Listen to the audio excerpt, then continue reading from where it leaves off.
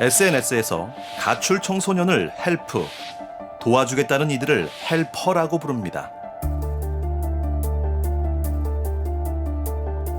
밥을 사주고 재워줄 테니 연락하라는 이른바 헬퍼의 글을 쉽게 볼 수 있습니다.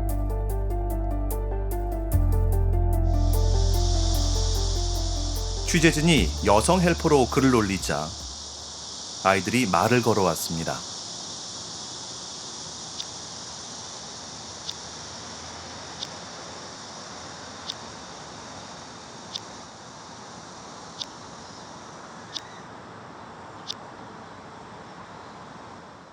아디다스 저지 입고 있고 흰색 쪼리 신고 있다.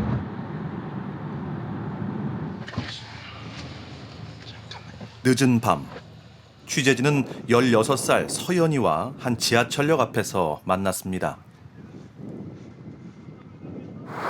안녕하세요. 많이 기다리셨어요? 아, 괜찮으세요? 언제 식사하셨어요? 엊그제요? 학교도 오늘 안 가가지고. 아, 학교도 오늘 안 가고.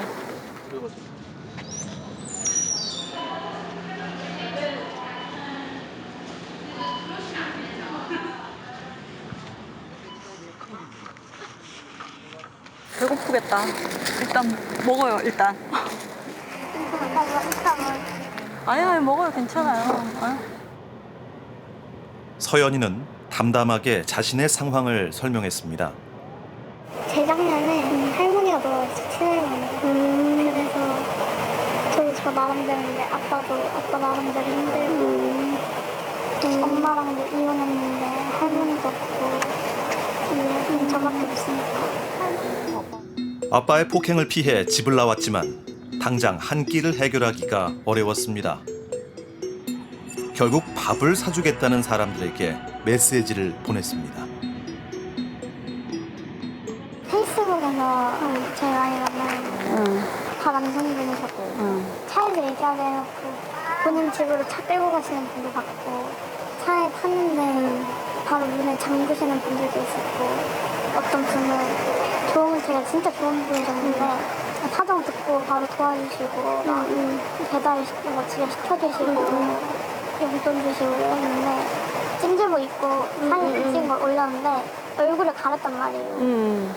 얼굴 가린 걸 빼고 스티커 치우고 필터 빼고 나도 사진을 보내달라 하시고 너무 당황스러워서 아 이거 아닌 것 같다고 못 보내줄 것 같다고 했는데 그대로 화내시더라고요. 어려운 거 부탁한 것도 아닌데 왜 그러냐. 내가 막내 동생 보는 것처럼 귀엽게 그렇게 보내달라 했던 건데 그걸 왜 못 보내주냐. 아이들도 낯선 사람을 경계하고 또 조심합니다. 하지만 위험한 상황에 대해 막연하게 생각하는 경우가 많습니다.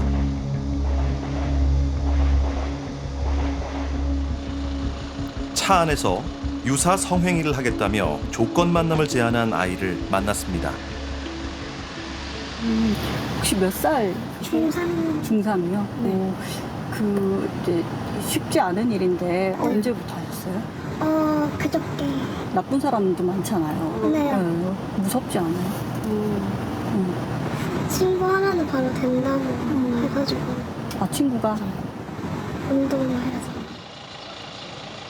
운동을 잘해서 안전하다고 말하는 아이는 자신이 상황을 주도한다고 믿고 있습니다. 앞에 만난 사람은 어떤 사람이었어요? 그냥 최대생이었는데 그냥 되착했어요. 어디서 만났어요? 미어역 저기 중학교 하나 있거든요. 남중인가? 남녀본 거기에서. 이렇게 하면 어쨌든 본인의 활동 반경이 드러나잖아요. 네. 근데 서울 안 살아서. 아, 뭐 일부러 멀리 오는 거예요? 네.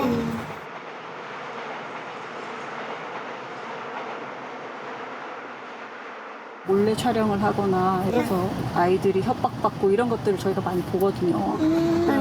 인터넷 찾아봤을 거 아니에요, 시작하기 전에. 찾아보면 안 좋은 얘기들이 많으니까 걱정을 했을 것 같아서. 미리 촬영 대신 막 블랙 블랙박스나 막 이런 건 다 끊고 먼저 확인을 하고 뭐 얼굴 끌려도 이 동네 아니어가지고 상관없다. 그냥 만나가지고 그냥 간단하게 키스 정도만 하고 한 2만 원, 3만 원 정도 먹고 그러다 끝. 시간제한은 절대 거기까지는 안 가요. 얼마나 많이 제한이 와요? 그걸 올리면 50. 하루에? 네. 50개 정도? 네. 자신만만하게 말했지만 순찰차가 지나가는 걸 얼핏 보고 금세 겁을 먹습니다. 가고 싶습니다. 미안해요. 네. 저쪽으로 내려도 돼요. 네. 네. 이번엔 16세 여자 청소년으로 설정해 도움을 요청했습니다. 카카오톡 오픈 채팅에서 50여 명, 트위터에선 30여 명이 메시지를 보내왔습니다.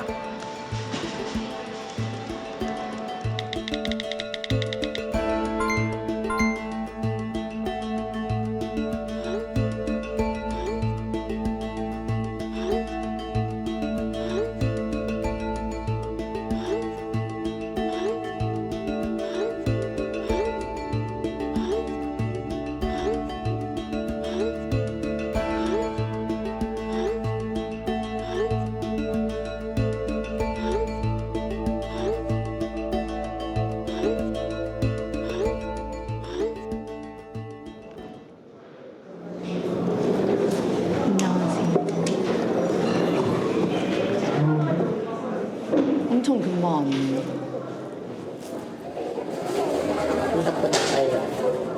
그럼 저 오늘 잘 수 있는 거예요? 아 그래요? 저 근데 07년생인데 괜찮아요?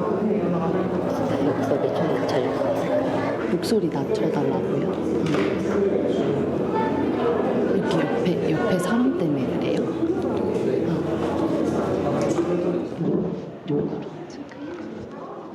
주변 테이블에 손님이 늘어나자 남성은 더 한적한 자리로 옮기자고 합니다. 똑같은 걸 시켰나? 아, 그러면 오빠 대학생 어디 다녀요? 비밀이에요? 그럼 무슨 과인지 물어봐도 돼요? 아 그것도 안 돼요. 꽃사랑. 어떤 거요? 사랑이 별로 없는데. 고등학생도 만나봤어요? 제가 고등학생이어서 만나봤어요? 음료수 마시고 25살이라는 이 남성은 사람들의 눈치를 보며 손짓으로 성관계를 요구했습니다. 이거는 뭐예요? 아까 막 이렇게 표시했는데 어떤 거 얘기하는 거예요? 사랑이 별로 많아요.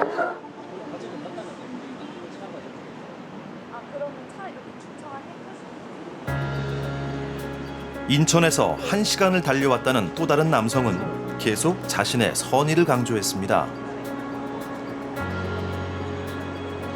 이제 몇명 데리고 내가 있어봤는데. 네. 우리 내가 뭐 왔었어요. 나중에 다시 와도 괜찮아 이렇게. 이런 애들이 천안에서 나왔었어요. 다시 인천 가도 돼요. 농담이 아니고 진짜로. 몇 살이고? 저 혼자 살아요. 아, 33살. 제가 해야 될 거는 없어요. 아니 뭐 진짜 아무것도 없어요. 진짜 심심하시면 뭐 집에 청소기나 뭐 돌려주시든지. 그 방은 있어요? 지금은 가시면은 방은 그냥 원룸이에요. 오피스텔 원룸인데 아, 저는 그럼 어디서 자요? 그럼 뭐 침대에 주무셔도 되고 밑에 주무셔도 편하신 대로 주무시면 돼요. 아무 때나 상관없어요. 같이 자요? 그러니까 그 불편하시면 밑에 주무셔도 돼요. 저는 그러면 뭐 아무 상관이 없어요. 어디서 주무시든지 간에. 취재진임을 밝히자 나쁜 아이들이 많다는 하소연을 합니다. 헬프라고 하면서 사기치는 애들도 많아요. 제가 진짜 자비도 몇 번 보내줘봤는데 진짜 이렇게 좀 띄워보기도 하고 뭐 배고프다 했으면 찜질방 가게 돈 주세요 그런 것도 많이 보내줘봤고. 근데 아까 신고 됐냐고는 왜 물어봤어요? 그냥 움직이는데 불편하지 않으실까 싶어가지고 애들이 신고가 돼 있으면은 그냥 오다가도 잡혀가고 막 이러더라고요. 애들 위치 뭐 추적이 되는지. 실종아동법에 따르면 가출한 청소년도 실종아동에 포함됩니다. 경찰서에 신고하지 않고 실종아동을 보호해서는 안 되고 위반할 경우 5년 이하의 징역 또는 5천만 원 이하의 벌금에 처해집니다. 헬퍼들과 나눈 대화에서 빠지지 않는 질문이 바로 실종 신고가 되어 있냐는 것이었습니다.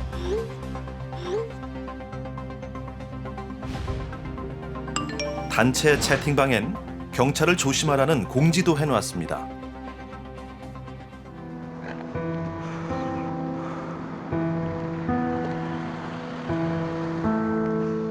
그 트위터 들어오셨죠?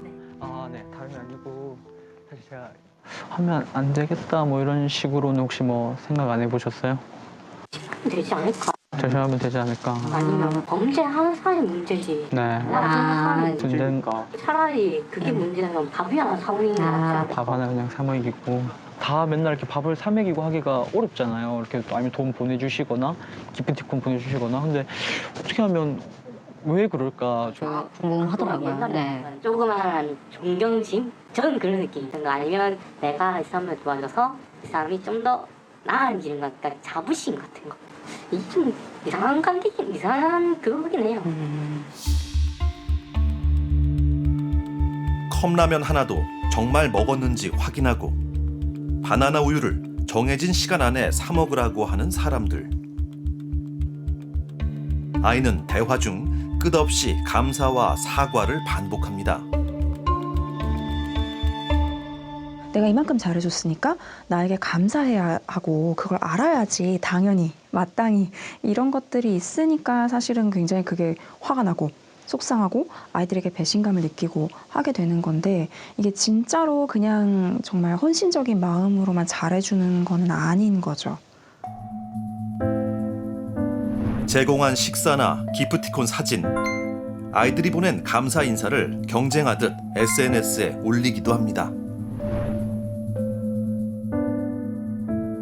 나는 이런 뭐 감사도 받아봤다 이런 것들을 누가 올리면 사람 심리가 이게 나도 뭔가 그런 걸 받아보고 싶고 아니면 나는 조금 더 하고 싶고 이런 것들이 있어서 이가 계속 인증을 올리게 되는 거죠. 내가 이런 것도 할 수 있는 사람이고 내가 이만큼까지 잘해줄 수 있는 사람이고 그 다음에 내가 도와준 애들은 이렇게까지 감사하였다.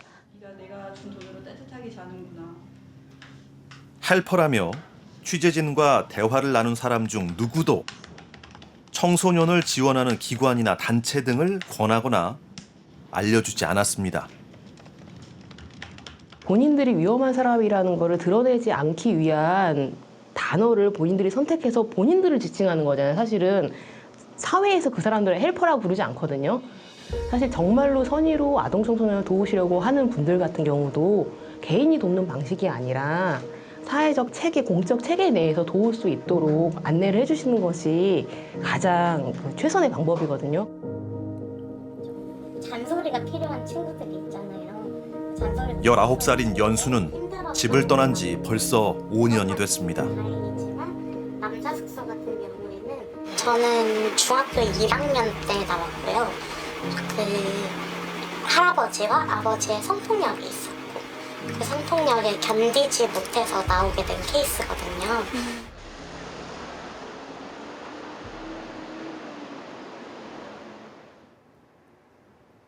보육원에서 나온 뒤 살 곳이 필요했지만 당시 17살이던 연수가 부동산 계약을 하기는 쉽지 않았습니다. 내가 내 몸 위에 공간이 있고 이제 월세만 잘 낸다면 서울에 있는 거의 모든 부동산에 전화를 해가지고 미성년자 계약 되냐고 이거를 계속 다 물어봤었어요. 그래서 미성년자가 계약이 되는 곳을 하나를 알아냈고 집 계약을 제 명의로 했었고 그때 당시에 만 17세가 지났어서 전입신고도 가능한 상황이었거든요. 만 17세 이하이면은 전입신고 자체도 아예 불가능하게 돼버리고 그 보호자가 자신의 어떤 폭력의 가해자이고 그리고 그 폭력을 예를 들면 법적으로 사실 인정받기 어려운 경우도 많거든요. 그러니까 보호자의 동의를 구하지 못하니까 이를 구할 수가 없고 그러니까 보호자의 동의 없어도 할 수 있는 위험한 일들을 하게 되고 그리고 부동산 계약의 경우에는 맞아 아까 말씀하셨던 것처럼 대신 구해줄 수 있는 사람 헬퍼를 찾아 나서기도 하고 그 헬퍼가 요구하는 조건들을 집을 구하기 위해서 들어줄 수밖에 없거나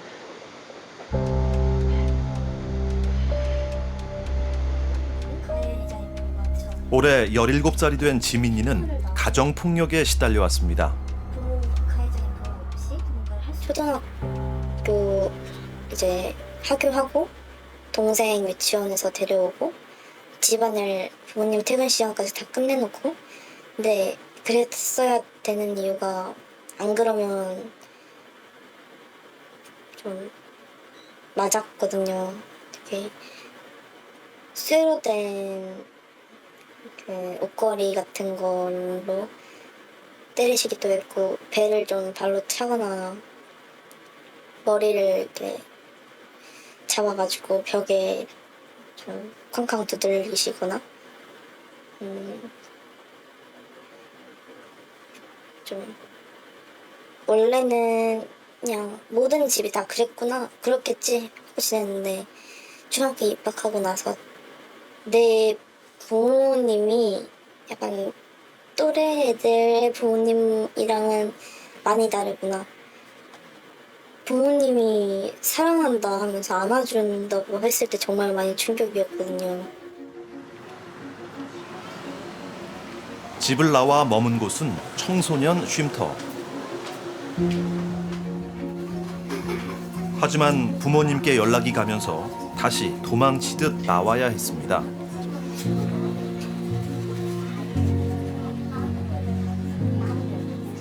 무섭기도 하고, 내가 여기서 조금만 잘못해도 당장에 부모님한테 돌아갈 수 있다는 공포감? 그런 것 때문에 사실 쉼터를 꺼려하는 청소년들도 진짜 많아요. 지민이는 자신의 이름으로 원룸을 계약한 뒤 많은 것이 달라졌다고 말합니다. 쉼터에서는 이제 규칙이 존재하잖아요. 근데 내 집에서는 이제 나만의 규칙, 내가 놓고 싶은 거, 내 물건 어디든지 놓을 수 있고, 청소하고 싶을 때 할 수 있고, 이제 혼날 일도 없고, 내 집이니까 쫓겨날 일도 없고, 불안감 속에 살지 않아도 된다는 거. 검정고시 준비하고 있어요? 아, 네. 검정고시 이번에 신청했거든요. 확실히 쉼터에서 있을 때보다 그때는 다급하고 이제 막 내 살 길 꾸려나가기도 바쁜데 공부할 여력이 없잖아요, 솔직히. 근데 이제 내 집에서는 공부하기도 쉽고, 이제 뭐 괜히 사치 부려가지고 시계 같은 것도 좀 사보고, 타이머 비싼 거 이런 것도 사보고, 필기구 같은 것도 사보고, 좀 나오고 나니까 못했던 것들이 너무 많구나 이렇게 되돌아보기도 하고, 쉼터가 아니라 이제 스스로 일어서서 집다운 집에서 살고 이제 일을 할 수 있는 그런 거에 대한 마련을 해주면 좋지 않을까. 또 말 그대로 쉼터는 쉬어가는 곳이니까 그쵸. 그거 말고 그 다음이 필요하다는 거죠. 그쵸. 그래서 사실은 이런 지원 체계가 청소년이 사실은 당장 필요한 걸 지원할 수 없어요. 그게 현실이긴 해요. 저희도 그게 한계거든요. 어떤 현금성 지원이라든지 혹은 어떤 즉각적인 지원 이런 게 어렵고, 그리고 쉼터의 경우에는 24시간 운영하지만 시설 안에 있는 청소년만 지원하기 때문에 시설 밖에 있는 경우는 지원하기 어렵기도 해요. 그래서 헬퍼는 그 지원 제도의 공백을 사실은 파고드는 거거든요.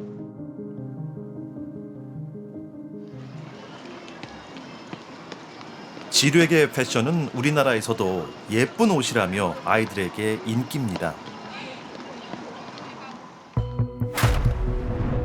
하지만 지난해 유튜브나 언론에서 지뢰계를 두고 서로 다른 이야기가 다뤄지며 논란이 있었습니다. 반반 여기도 갈려서, 여기도 실제로 갈려서. 그거 알아요? 그 홍대 지뢰녀 그 가방 영상.